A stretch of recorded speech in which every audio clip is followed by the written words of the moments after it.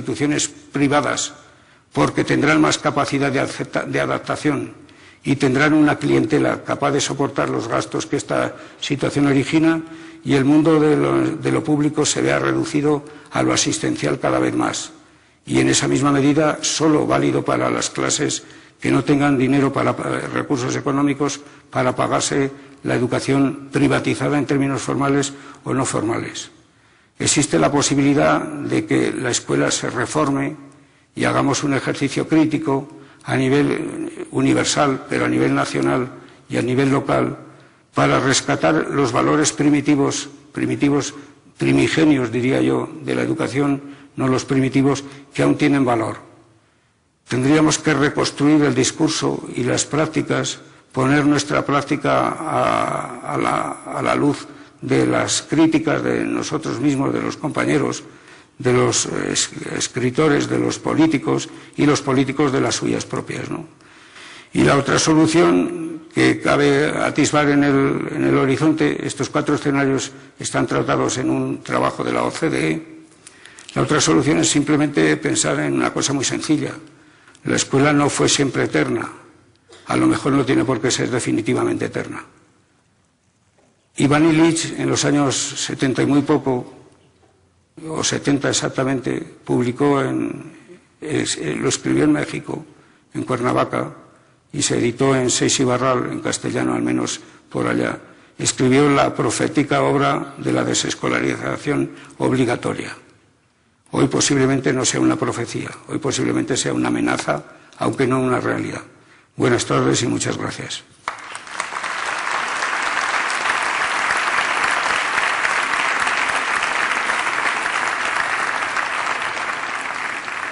Prefiero que hablen ustedes a seguir yo monopolizando el tiempo. Tenía la señal ámbar que me permitía unos minutos de libertad todavía.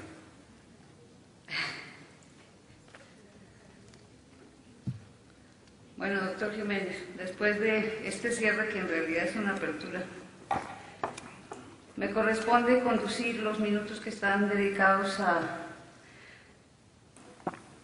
la iniciación de un conversatorio a partir de preguntas y respuestas. Como indiqué en el inicio de la sesión, contamos con el apoyo de compañeras del equipo de la organización del simposio, que podemos reconocer por su blusa blanca, sus pantalones negros y su micrófono. Entonces, pues hay que levantar la mano y cualquiera de las compañeras nos atiende y vamos rolando la palabra. La idea es que se formulen las preguntas y el doctor Jimeno, si prefiere, puede ir contestándolas una por una, o si usted prefiere puede ir tomando nota y cerrar en un conversatorio más amplio al final. ¿Qué va a preferir? Que formulen una o dos y rápidamente. Sobres, pues entonces estamos listos. Rápidamente, jóvenes. Doctor Sacristán. ¿Dónde está quien me habla? ¿Podría abundar un poco más en su postura sobre las competencias, principalmente en nivel superior, en algo más específico quizá de disciplina académica, si quisiera? ¿A nivel superior de competencias o de estudios? Sí. De los estudios superiores universitarios. Sí, si quisiera profundizar en alguna otra cosa. A mí me extraña que sean precisamente los estudios universitarios donde ha calado más esto en algunos contextos, seguramente el suyo.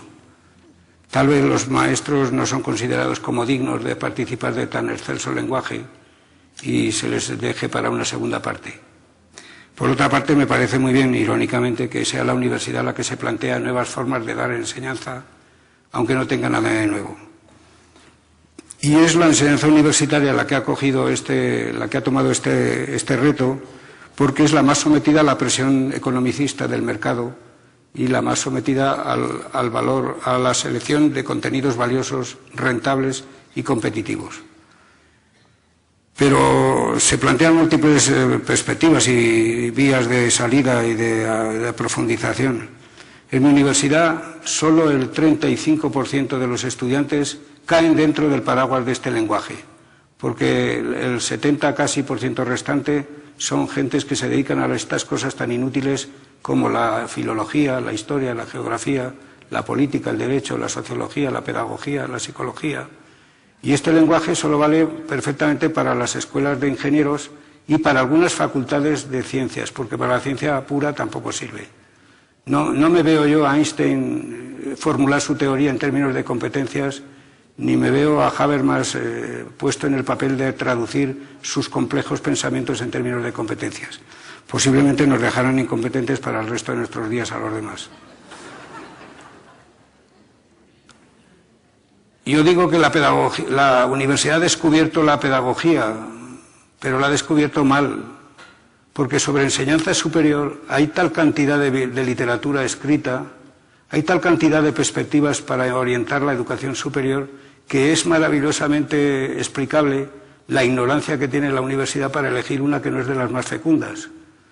Al menos no tiene tanto tiempo de vida experimentada. Pero podríamos echar mano ahora de la asociación, por ejemplo, de la educación superior británica. Tiene una colección de unos 40 o 50 libros sobre la educación superior. Y si rastrean las bases de datos por los territorios que es posible, hay cantidad de enfoques que no tienen nada que ver con las competencias. Entonces, de momento, yo pediría tolerancia a los que creamos otra cosa y no en ese término. No porque seamos reacios a aplicarlo, sino porque sabemos que no es la única forma de operar y que, por lo tanto, me dejen chance a mí de probar mis planteamientos que yo vengo planteando desde hace mucho tiempo para que mis alumnos sean competentes. Yo ironizo cuando entro a la clase y digo, hoy voy a fomentaros la competencia de comprender lo que os quiero mostrar. Es un lenguaje que viene a cuento de un déficit de análisis crítico de la propia universidad, que si lo hubiera hecho el análisis crítico seguramente no vendrían estas cabezadas de sueño intelectual, ¿no? Y ocurre por otra razón, ocurre porque hay un vacío ideológico, pedagógico en el ámbito en el cual desemboca.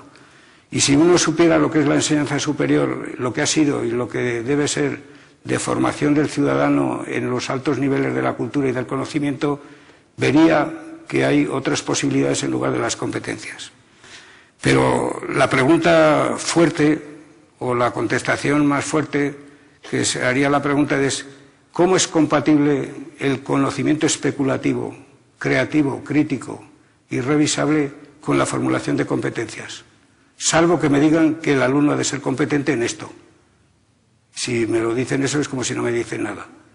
Es decir, la traducción de las competencias en un terreno que yo conozco, no estoy juzgando a este, es que lo que antes se decía el alumno logrará, pues ahora dice el alumno será competente en.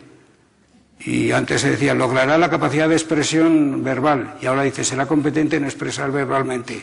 Bueno, si ese se trata el juego, que se divierta quien quiera, gaste los recursos públicos y el tiempo, está muy bien. Ahora bien, viene muy bien un lavado de mente, de cerebro y de voluntad, el pensar que ¿para qué vale lo que estamos haciendo? Pero ¿para qué vale no en términos de eficacia y rendimiento del sistema, sino ¿para qué? ¿Por qué están los estudiantes ahí? ¿Queremos ingenieros perfectamente formados? Yo el primero. Suelo decir que no me querría yo someter a ningún cirujano que sea creativo. Ni quiero montar en un aparato de Iberia dentro de 3 días con un piloto original. Necesito que esa persona esté formada en competencias muy precisas. Necesito, pero un médico, como he dicho antes, ¿cómo lo formo? ¿Cuál es la competencia para tratar bien al enfermo?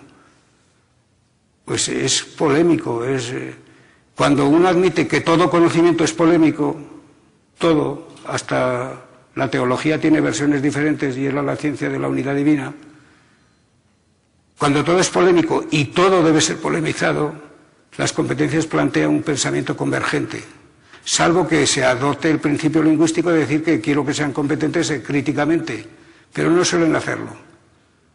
Los movimientos pro competencias no son partidarios de plantear alternativas, críticas, deslices que cometemos que hay que descubrir, sino que van a ajustar lo que dan a lo que tiene que aprender.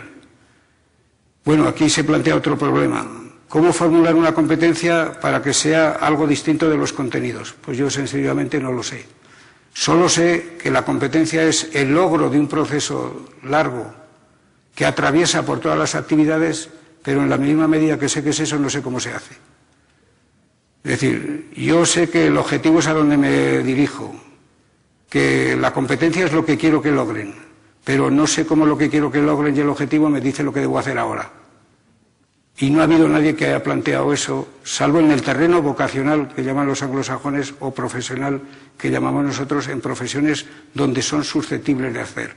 Pero no hay ningún estudio universitario que sea totalmente sometible a este esquema. Por otra parte, cuando buscas qué hay detrás de la palabra competencia, del término competencias, pues hay que estar de acuerdo, no puede dejar de estar de acuerdo en que eso es un campo confuso. ¿Qué es competencia? ¿Me quiere usted decir, no digo a ti o a usted, ¿me quiere usted decir la diferencia entre competencia y habilidad? ¿O qué diferencia hay con capacidad? ¿O qué diferencia hay con poder, el empowerment, ¿no? el empoderamiento que hemos traducido? ¿Qué diferencia hay de competencia con facultad del espíritu? Toda la historia de la humanidad, en la historia escrita de la humanidad, ha habido una intención de traducir esencialmente los frutos de la educación en algo distinto del contenido. Me explico. Los escolásticos idearon la palabra transferencia formal del aprendizaje. Y a mí me decían que estudiara latín porque era muy formativo. Me suspendieron y me fastidiaron la beca en la universidad, que recuperé al año siguiente porque ya me convertí en competente traductor de latín. Y el latín era formativo y las matemáticas también. Y había unas mentes privilegiadas que te decían: cuanto más esfuerzo te exija la digestión del conocimiento, tanto más perfección te va a quedar. Con lo cual la teoría jesuítica primero y ahora no solo jesuítica del esfuerzo se convertía en el leitmotiv de la práctica pedagógica. Es decir, mi mente se hace con el contenido que trabajé y cuanto más perfeccionado sea el conocimiento, tanta formación me transforma en mí. Bueno, esas teorías